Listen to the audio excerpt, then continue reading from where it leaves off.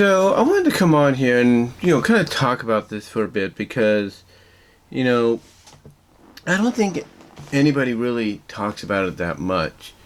You see, this year actually marks, as far as I know, the 30th anniversary of the X-Men animated series.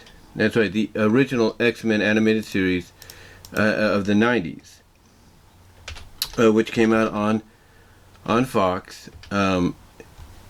I, th- yeah, I think came out on Fox. Let's see. Just want to make sure. Yeah, 1992. It came out on Fox on October 31st, 1992, almost 30 years ago next month. And to me, it is probably one of the best adapted animated series outside of Batman the animated series and even Spider-Man later on and even Superman. To me, it's one of the best ones out there, and I think kind of really set the tone for what was to come. That and Batman, because later on we would get, like I mentioned, some great animated adaptations of Superman and Spider-Man, both respectively aired on WB and Fox. Batman was actually on Fox for a bit before going over to WB as well. But great adaptations in my opinion. But to me, I think out of all the story arcs that they kind of adapted, to the best of their abilities, loosely adapted and stuff, I don't think any could really, and I believe I've mentioned this before, but I don't think any could really top what we got basically in season 3. And I was and when you look back on it, I think a lot of us could say we were surprised that we got it this soon. And that, of course, was the Phoenix Saga. And as I've mentioned before, like I said, talking about this, the way they did it was we had a 2-week primetime presentation, of the season premiere called Out of the Past. And it basically, that ending, when Charles said to Jubilee, when Jubilee's like, asking, so it's over, right? And Charles is like, I wish that were true, child. And then he, touches his forehead and everything, and then he starts seeing all these images. And he says, but when I touched that alien craft, I saw things, sensed things that I've never sensed before. And all that. He basically gives an expose of, what we're going to be in store for, in the upcoming saga. And then he says, I fear that this is only the beginning. And then you see the cameras pan up from where they are, from Earth up to space.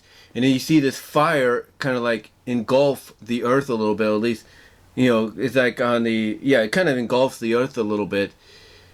And then you see these words, you see the two words coming to the screen, say coming soon, and then you see this fire kind of come onto the screen along with the words the Phoenix Saga. And that to me when I look back on it, is probably the best promotion of any upcoming story arc that any show back then and even now could do, because not only are you using this 2-part premiere for season 3 to set the tone of what we're going to get in the season, but you're using it to lead us into probably one of the more anticipated story arcs in history that people have been wanting to see adapted.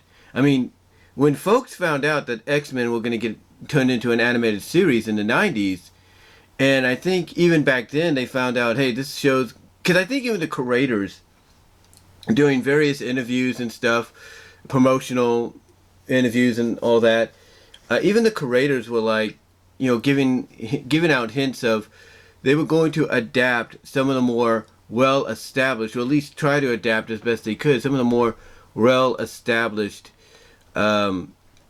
story arcs for the series, but do it in a way that makes more sense than maybe what they were normally intended to be, or at least use one of the interpretations of that story to adapt. And the Phoenix Saga was one of the story arcs that fans were hoping that would get adapted. But here's the thing: none of us, I think, really knew, because a lot of us were still kids or we were in our teen years. None of us really knew exactly what version of the Phoenix Saga we were going to get, because there were so many different versions.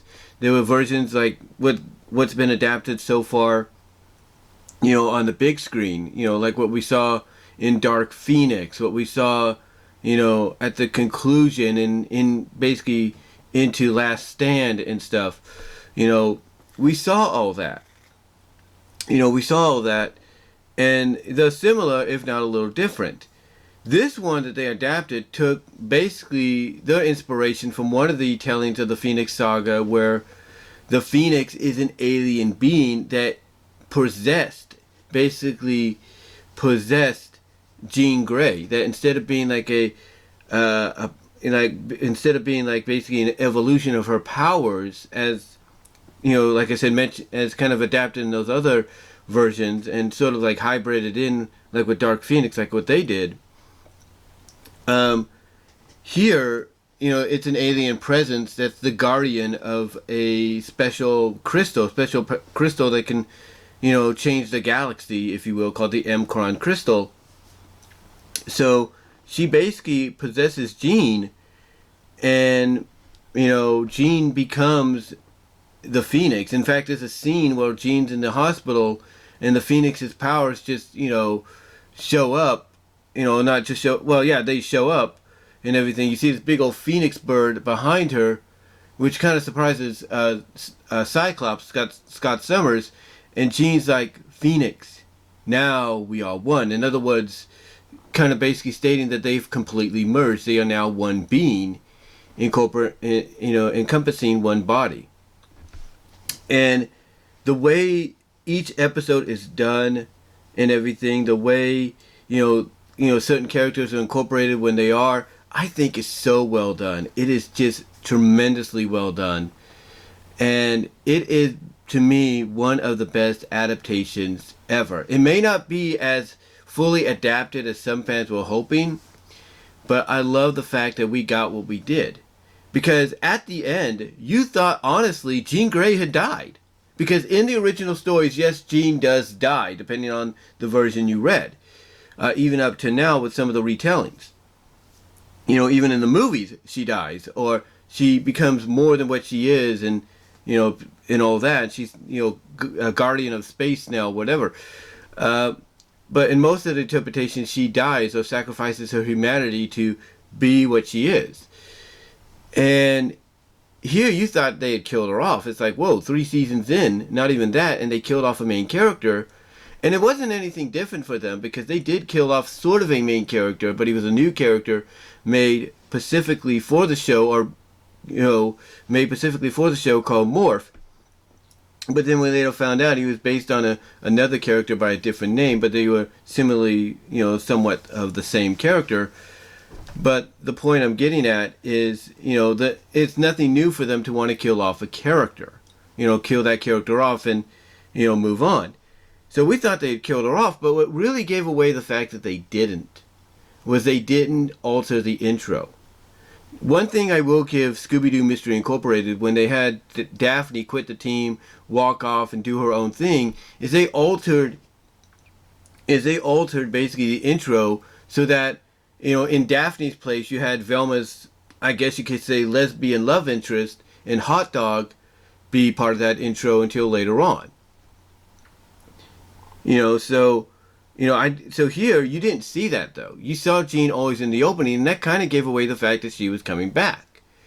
She was coming back, and then later on we got the Dark Phoenix miniseries, which was a sequel to this, and I thought that was very well done too. Maybe not. I'll say this. The Dark Phoenix sequel was not as good as this one, but it was all right. It was decent, because it showed that the Phoenix allowed herself to get, too involved in the human world. Basically, she allowed herself to,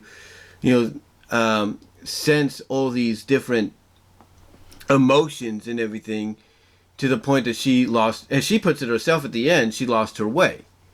She lost her way because, she wanted more of this. She wanted to experience more instead of going back to her life as just a guardian of the M-Cron crystal. So, To me, the Phoenix Saga, like I said, though, the original '90s adaptation of it, I thought was tremendously well done. Thought it was tremendously well done, and the sequel was okay too. The sequel was all right as well, but this one right here, the one they build up to, the one they build up to, you know, when the third season began, will never be topped. I mean, it even got its own VHS release, you know, alongside Savage Land, but it got its own somewhat VHS release as a movie almost. And it even got itself a release as a movie on VHS and DVD later on. But still, you know, nothing, to me, nothing would ever top this. Nothing. Like I said, the Dark Phoenix continuation I thought was okay. I thought it was good. But nothing could ever top this. And if you have not seen it yet, the X-Men animated series is on Disney Plus, and you know, it is worth checking out. It is definitely worth checking out if you want to see a decent, if not great, adaptation of this story arc. And hopefully they'll touch upon this in the '97 sequel next year. But let me know what your guys' thoughts were when you first saw the animated adaptation of the Phoenix Saga from the '90s show. What was your thoughts on it? You know, how did you feel about it? Did you think, honestly, they had killed Jean off permanently? Or did you kind of have an idea by looking at the intro that that was not the case? Let me know down below in the comments, as well as in the live chat during the premiere. Like the video. Super chats and super stickers are open in the live chat during the premiere. Super thanks afterwards. Also check me out at Venmo at Brian-Walmer-2 and at Cash App at BWRoses98. Also, you can check me out at patreon.com/BWRoses to support me with a $1, $3 tier. You can check out the Teespring store as well for merchandise you can't get anywhere else. Also, check me out at BWRoses Discusses, all your favorite audio podcast locations except for Pandora. And until next time, guys, let me know what your thoughts are. I gotta hop in the shower now, get myself ready for work. But give me your thoughts. And until next time, I'm out.